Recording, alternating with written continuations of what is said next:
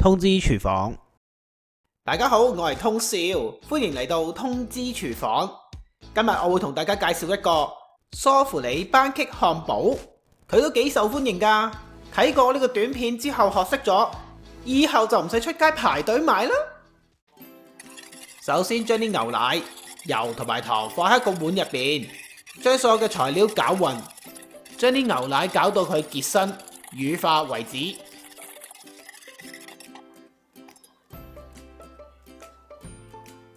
加入指定份量嘅雞蛋落去，然後就將低筋麵粉過篩加埋入去，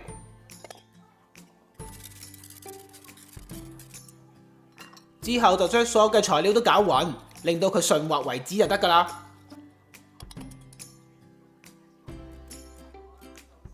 之後就可以開始打蛋白㗎喇。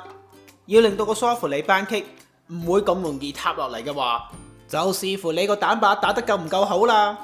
所以我會加入塔塔粉，佢會令到啲蛋白打落去更加穩定。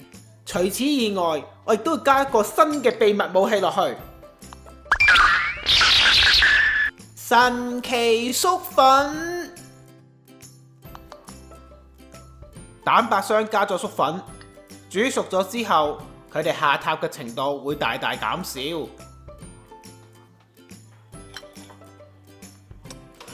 然後就開始用電動發蛋器去打發啲蛋白霜，記得要分開3次慢慢加啲糖落去。一開始由透明轉到白色就加第1次，當啲蛋白打到開始有紋路嘅時候就加第2次，然後當啲紋路開始越嚟越深嘅時候就加第3次啦。打發蛋白霜呢度一定要耐心一啲，我哋需要打到個蛋白霜去到乾發性，即係最硬最挺身為止。打到咁上下開始紋路越嚟越深嘅時候，大家就可以停一停，拉起啲蛋白霜檢查下。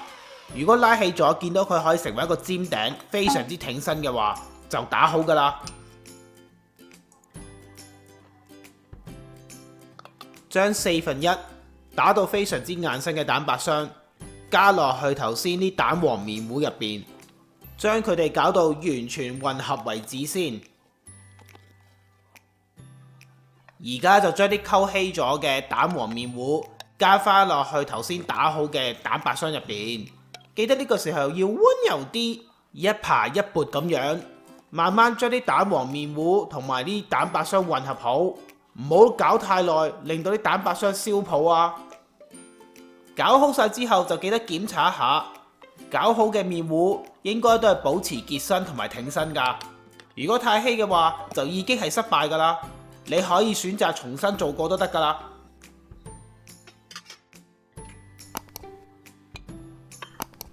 易潔鑊喺打蛋白霜之前，我哋用最細火將佢預熱好先，然後就可以加少少油落去，再用廚房紙將佢抹勻成隻鑊。我今次嘅份量可以做4個梳芙里 pancake， 大家最好揾定一個易潔鑊，可以一次過做晒4個，好似我呢個咁樣。分開整嘅話，未整嘅蛋白霜等得太耐嘅話，可能會燒泡噶。我哋先將1半嘅份量分開4份加落去易潔鑊入邊先，每個平均煎咗大概30秒左右啦。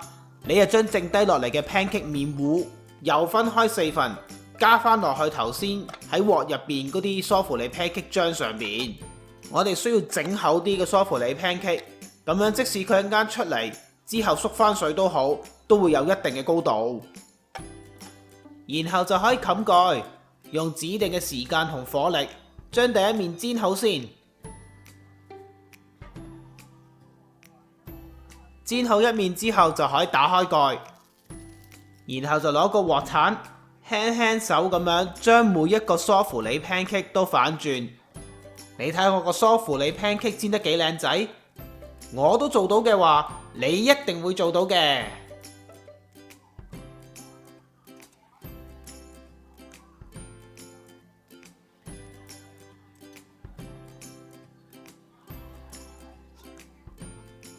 然後又要冚翻蓋，再用指定嘅時間同火力將第二面煎好就搞掂啦。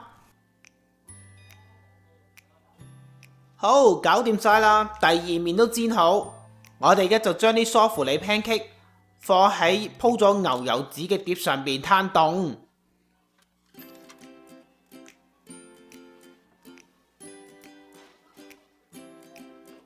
攤凍緊啲梳芙里 pancake 嘅時候，我哋就將指定份量嘅淡忌廉、糖粉同埋雲呢拿油，將佢哋喺一個非常之凍嘅碗入邊，用電動發蛋器打到佢完全挺身為止。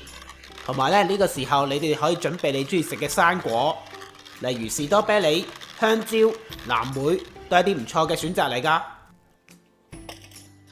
然後就喺凍咗嘅梳芙里 pancake 上邊加入頭先發好嘅忌廉上去，多同少呢就冇規定嘅，隨你自己喜歡就可以啦。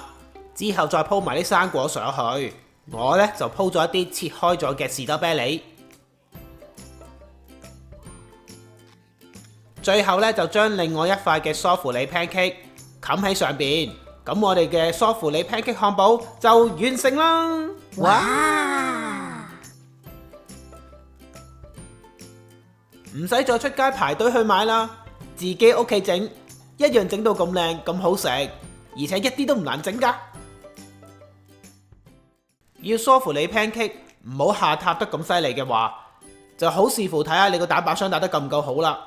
喺蛋白霜嗰度必須要加入啲穩定劑落去，所以一定要加塔塔粉同埋粟粉落去。如果冇塔塔粉喺手，就可以改用檸檬汁或者醋去代替。蛋白霜必須要打到乾發性，夠挺身夠硬身先得㗎。同埋攪嘅時候唔好太大力，要溫柔啲，盡量唔好令到佢燒泡啊。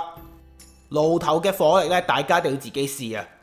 因為我話最細火，但係你哋用明火嘅話，用最細火都可能太高溫。一般嘅餐廳喺出邊唔會用明火去做㗎。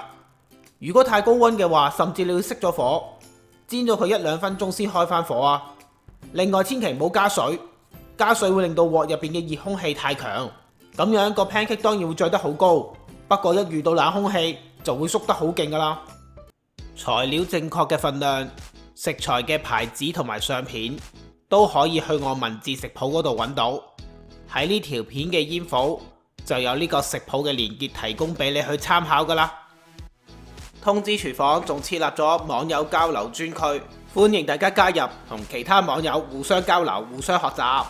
大家記得要 like 同埋 share 呢條短片，仲要記得訂閱同埋撳埋隔離個鐘仔，咁我新片一出先可以通知到你㗎。多謝大家收睇，下次再見，拜拜。